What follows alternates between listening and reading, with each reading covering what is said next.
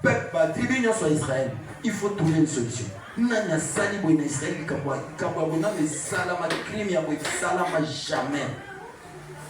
Baya ki ko fana na réunion, bali bi faut attaquer ba tu as Benjaminite, ba tu as tribu wana basali masi. Alors ba bisi bango toza ba attaquer bi ko ko sali ko kontima biso. Ba mo ba bi ya boya. To banga bino.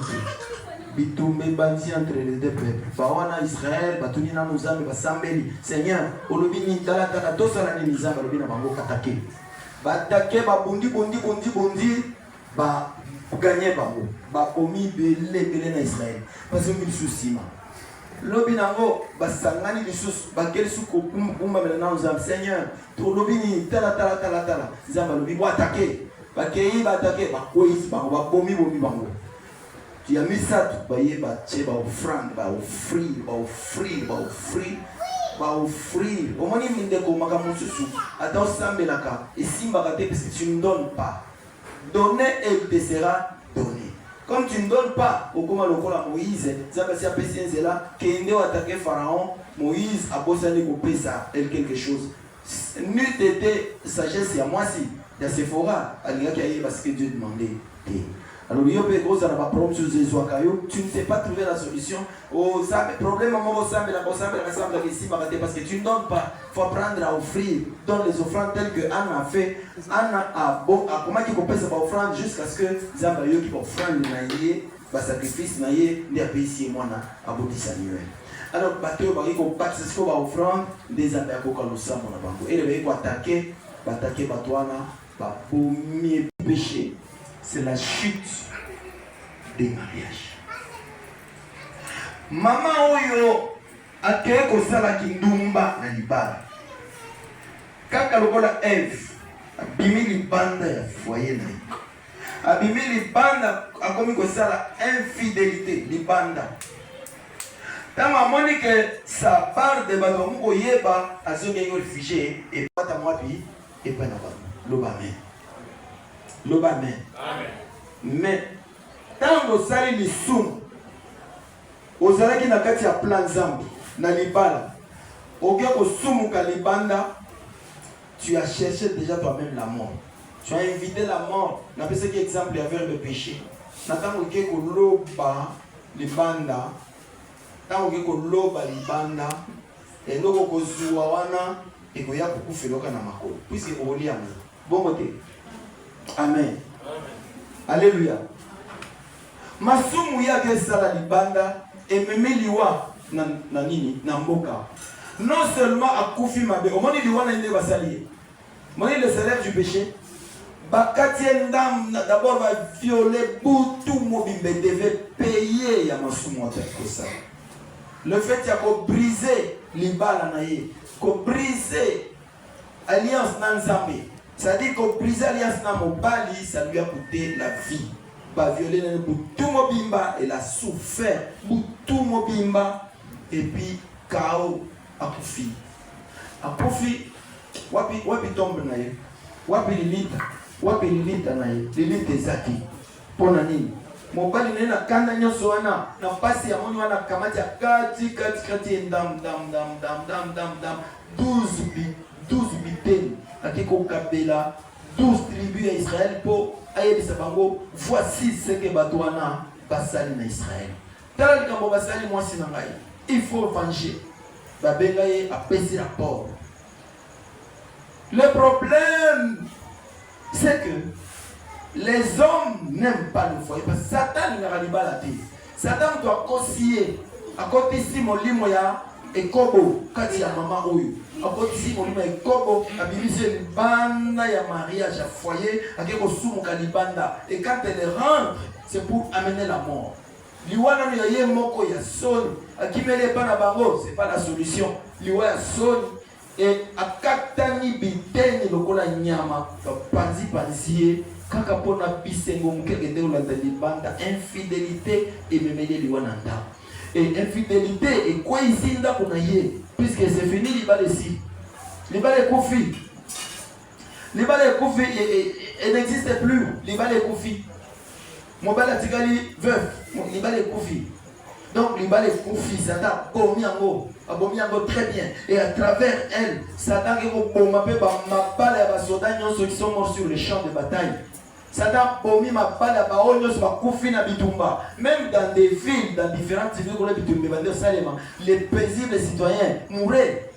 Paisibles citoyens qui étaient des mariés, qui étaient des jeunes, qui étaient des gens qui attendaient le mariage, des fiancés et autres. Nakati ya bitumba, ils sont tombés na bitumba wana. C'était plein de diable. C'était plein de diable puisque le diable c'est le monde. C'était le plan du diable. La Bible dit oyo azali moninga ya diable, oyo azali moninga ya mokili, ya esengo ya mokili, asa ennemi ensemble. Et dans le plan du diable, une bonne manière de détruire les foyers, c'est d'envoyer l'esprit ya ekobo. Infidélité. Aux alliés sur fidélité, au bimi les bandes, tu vas ramener seulement la mort. Voyez de quelle manière elle est morte.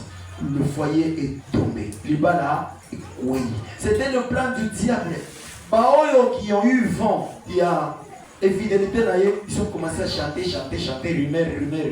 Pourquoi? Parce que le monde n'aime pas les gens au mariage. Ils ne voulaient pas que cette femme soit mariée. Ils ne voulaient pas, peut-être c'était ses habitudes d'antan. Alors ils faisaient tout pour que Mobalaye Bake Mwasinayo, Azaka, Ndumba, à partir de là, Akimi, Atiki, Bala, Kei, le monde, je ne sais pas si vous me comprenez. Secret, Ezalaki na Satan. C'était qu'il fallait à côté sa molimo kindumba. Tant molimo kindumba kokota, libala na ekosimba te. Ekosimba lisusuté. Et non seulement ekosimba tout lisusuté, et que ne ko créer ba conséquences corollaires na ikamauti kosala. Ce sont les militaires qui tombent sur les champs de bataille. Ces militaires-là sont des mariés. Ces militaires-là, ils sont restés des veuves, parce que des mariés. Il y en a des jeunes gens qui sont tombés comme ça. C'est parce que le monde n'aime pas le mariage. Amen. Le monde a peur du mariage. Dès quand on a Proverbe 30, 21 à 23, il y a 3 choses qui font trembler la terre, voire 4 que le monde ne peut supporter. Entre autres, le mariage, il y a mon dédaigné, une femme dédaignée, moi c'est tout là. Ceux qui n'ont pas libre, qui les supportent à côté. Il ne faut pas causer ma cambo, pas causer ma cambo. Ceux qui s'y tu n'as pas fermé les portes, tu vas donner des arguments au monde. Au si mon argument, allez, comme commencer par argument pour te déséquilibrer, te déstabiliser, et c'est parti. La chute arrive. Ndelo ke bomi et bomi mokili. Ndé kuna mokili liwe côté libiso. Et maintenant ce sont les foyers qui tombent. Ce sont des mariages qui tombent. Combien de mamans babungisa mabala? Combien de papas babungisa mabala? Combien de jeunes babungisa ba fiançailles na bango? Combien babungisa ba fiançailles? Combien ba fiancés ba kima bango? Combien va fiancé va tromper bango? Combien qui attendent? Je connais une sœur qui depuis azalaka mobali babota na moi na moko awa na Kishasa. Je me souviens même plus, c'était dans le mariage ou comment ou dans le concubinage, je ne sais plus. À bota moi na moko mobali wana ke poto sur na Italie sur na poto kuna akoya ça peut être plus de 30 ans. Azalaka fiancé pe kuna luinga na mwasi mobali na. La campagne na yene fiancé c'est tout. Mais qui sait si kuna mobali azakor fidèle na promesse na ye. Ba blokando Satan sakanakate na point wana. Voilà pourquoi je disais, il faut faire très attention, que tu sois déjà dans le foyer, ça a attention parce que ça peut tomber, n'importe quand ça peut tomber. Oui, ça peut tomber. Ou bien tu as la porte d'entrée dans le foyer, ça a attention. Ou bien je suis fiancé, ou bien je suis mon bali. Surtout lorsque je suis fiancé, il y a un déjà qu'on y va nous autres. Tant qu'on y va nous autres, on est au fond de la porte. Allez, les balles dans le comme si et baloté, le diable entre. À quoi compliqué le koana. Ok, le côté de une coquille vide. Le diable est très malin, très sournois.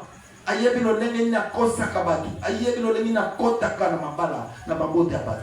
faut être toujours vigilant. La vigilance, c'est par la parole de Dieu. La vigilance, c'est par une parole de puissance. Parole sans puissance, sans esprit saint, et ça est inutile.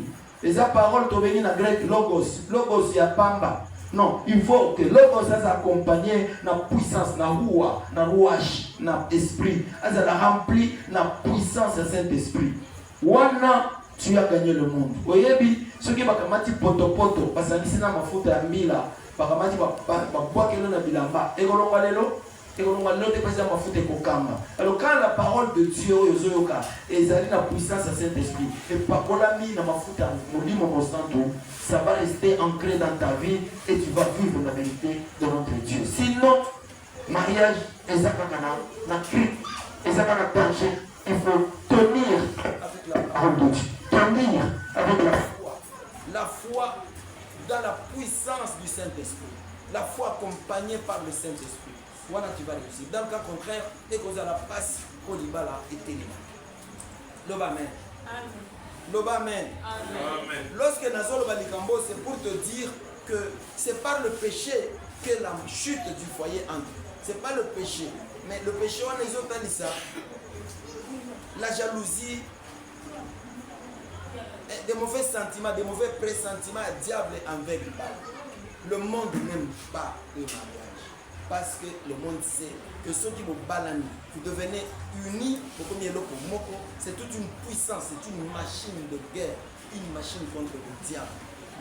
Le monde sait ça, le diable sait bien. Et ceux qui battent dans la bombe, ils passent. C'est qui bota un ingénieur, qui bota un pilote, qui bota un président de la République, qui bota un médecin. Donc quelqu'un qui va venir sauver la famille, qui va venir sauver le bota mobilima. Alors quelqu'un comme ça, le monde en a peur. Il ne faut pas y aller. Il faut pas y aller. Il faut bondisser. Jésus ne doit pas venir. Il faut bondisser. Samuel ne doit pas naître. Il faut bondisser. Jean-Baptiste ne doit pas venir. Il faut bondisser. Donc, parce que bondisser, les foyers, qu'on a dit que étoile de maman, il ne faut pas bondisser. Pas pour que cette histoire n'ait pas lieu, que l'Ibala est arrêté. Amen. Amen. Oui, papa si quelque part où tu étais tombé, quelque part tu avais transgressé la loi de l'alliance, il y a la loi, il y a fidélité, tu demandes à Dieu pour que ça ne tombe pas. Tu peux demander à Dieu pour que à soutenir Bananayo, pas pour eux qui ne sont pas encore unis, qui ne sont pas encore mariés, Satan a visité Bangote. Demande à ton Dieu, c'est Dieu que tu pries. Demande à ton Dieu, toi aussi, ma soeur ou mon frère. Toi qui aspires au mariage, papa Soumangaï, sur un bon mari, sur une bonne femme, une bonne épouse, il y a yo kaka, et ça a la choix, que ça vienne d'en haut. Alors, que tes enfants soient sous la protection du grand Dieu, que tes frères, tes amis, tes connaissances qui sont déjà trempés dans le foyer, bas à la malame, bon Nzambe à combattre la foyer, na biso, combattre le mariage, na biso, dans le nom de Jésus-Christ. Seigneur Dieu notre Père, Papa, merci pour ce soir. Merci pour la parole de Jésus. Nous savons que Makas Nabiso, c'est ta parole de roi. Makas Nabiso, c'est toi, l'Esprit du Seigneur. Makas Nabiso, c'est ta présence, Makas Nabiso. Nous te disons sincèrement merci pour ce soir, Papa, parce que tu nous aimes. Aux autres, le danger qui nous guette. Aux autres, le danger du diable qui rôde autour de chacun de nous, qui rôde autour de nos foyers pour nous couler ma botte, parce que couler ma foyer, parce que couler l'espoir et la jeunesse et l'eau. Mon papa, ne nous abandonne pas. Le secret, la force d'un pays, c'est l'unité de ses familles. Lorsque ma famille n'a pas comment on unis, lorsque ma famille n'a pas sous pression à diabilité, nous sommes capables de monter les amboka na biso. Mais maintenant que Bitumbeza na est, Bitumbeza na ouest, mon père, comment nous allons résister? Papa, osunga biso, longola papa Bitumbeza na kati amboka na biso, pour nous soutenir le mariage, papa. Pour bazo kwea, ce sont des mariés. Bazo kwea sont des fiancés. Bazo kwea sont ceux-là qui aspirent au mariage. Bazo kwea, ce sont des veuves et des veuves qui ont tout perdu, qui ont perdu leurs espoirs, mais qui croient qu'avec toi, ils peuvent retrouver encore leur ancien statut. Papa, Pambola biso bomba, batela biso, ozala mosika la biso te, dans le nom de celui qui nous a aimé le premier, Christ qui unit les foyers, Tolobi. Merci Seigneur Jésus-Christ. Amen.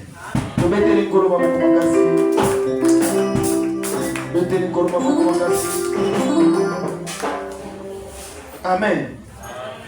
Wana bazo yebetela biso loyemba mbiki ya suka tozopesa pe offrande mbala moko tozopesa offrande mbala moko tu dis merci à ton Dieu na kolonse na ngai c'est Galates 6 na gauche na ngai c'est l'offrande ordinaire. Alléluia.